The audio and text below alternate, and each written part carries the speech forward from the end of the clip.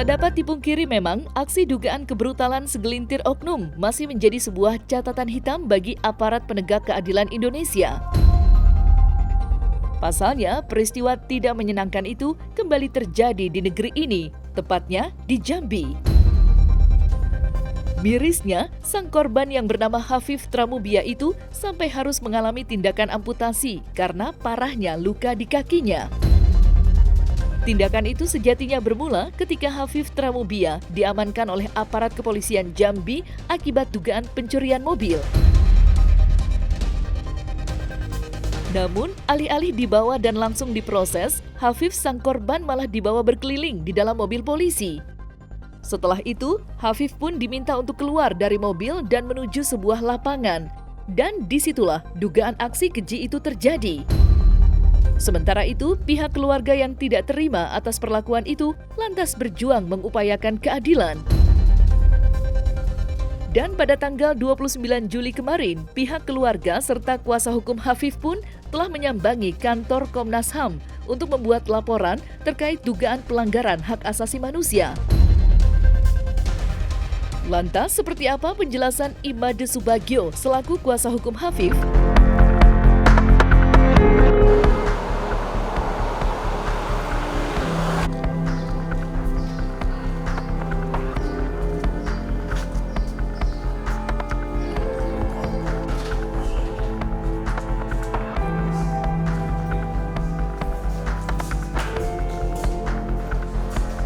Kami datang ke Komisi Nasional Hak Asasi Manusia, memang punya tujuan khusus terkait adanya dugaan pelanggaran yang sangat mendasar dalam hal penegakan hukum ya.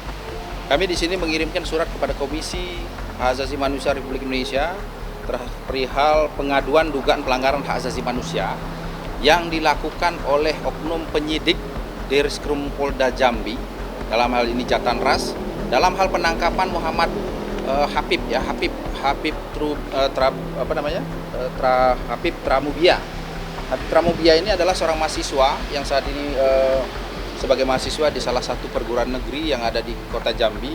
Namun dalam perjalanan yang bersangkutan ini diduga melakukan tindakan yang berkait dengan tindak pidana 365 atau kekerasan pencurian yang disertai dengan kekerasan yang mengakibatkan korbannya meninggal dunia.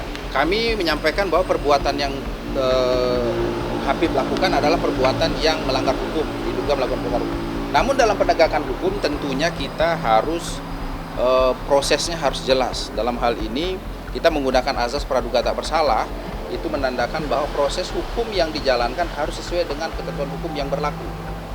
Ya, namun dalam pelaksanaan penangkapan tersebut diduga melakukan abuse of power atau kelebihan kewenangan yang dilakukan oleh oknum penyidik tersebut. Ya, sehingga kami melihat perbuatan ini haruslah dilakukan dengan secara profesional sesuai dengan aturan hukum. Kami sudah datang ke sini untuk mengadukan tindakan penyidik tersebut. Ya, kami berharap Bapak Kapolri Jenderal Listio Sigit Prabowo, Bapak Divisi Propam Polri, termasuk Bapak Kapolda Jambi untuk memberikan atensi khusus terhadap tindakan oknum penyidik yang melakukan kebrutalan terhadap oknum atau masyarakat yang melakukan tindakan pidana yang kami anggap ini suatu perbuatan juga harus ditindak sesuai dengan hukum yang berlaku. Namun kami perlu menggarisbawahi bahwa tindakan ini harus sejalan dengan penegakan hukum yang sesuai dengan aturan yang mana dilakukan oleh Kitab Undang-Undang Hukum Acara Pidana yang berlaku di Indonesia.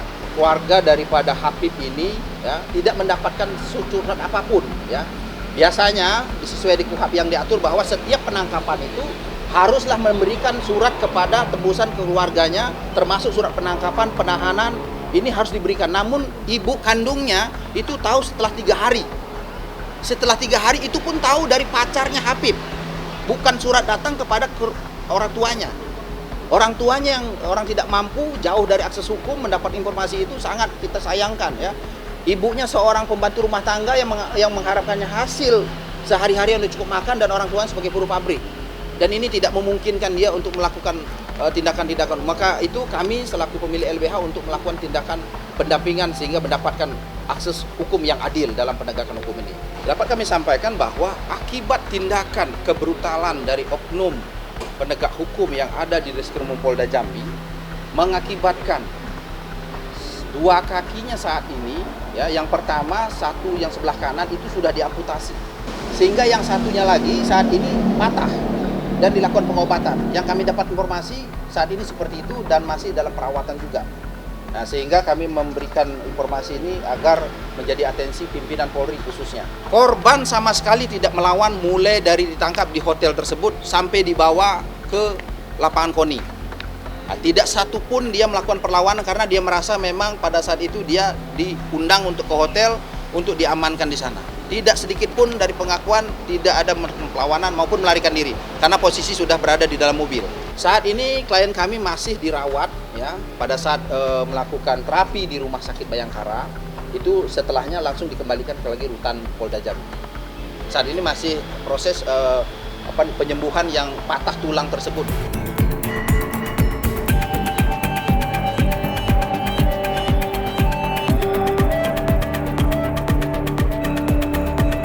Miris betul memang apa yang dialami Hafif. Terlebih menurut pengakuan keluarga, akses komunikasi dengannya terbilang sangat minim.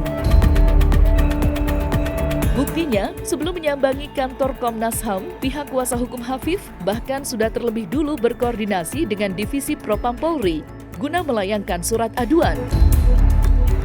Lantas, seperti apa harapan sang kuasa hukum terkait perjuangannya saat ini?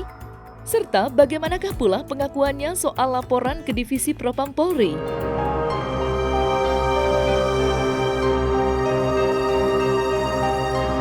Kami sudah berkomunikasi dengan Divisi Propam Polri. Kami hari Jumat sudah datang ke sana menyampaikan surat pengaduan tersebut, termasuk juga ke Kompolnas. Kami berharap pimpinan yang terkait memberikan atensi khususnya Kapolri, Kapolda Jambi, termasuk Divisi Propam Polri. Kami berharap ini sangat menjadi atensi, itu harapan kami dari penasihat hukum maupun kuasa hukum dari Hafif Tramubia. Sampai hari ini kami tidak dapat klarifikasi itu karena aksesnya tertutup. Ya, kami untuk datang pun kami harus dari pihak klien pun saya merasa ketakutan sampai hari ini karena akibat dari tindakan yang kami anggap ini sewenang-wenang atau abuse the power untuk tindakan yang berlebihan menurut saya. Harapan kami mohon dibantu untuk diberikan atensi kepada pimpinan terkait, terutama Bapak Kapolri dan Divisi Propam serta Bapak Kapolda Jambi.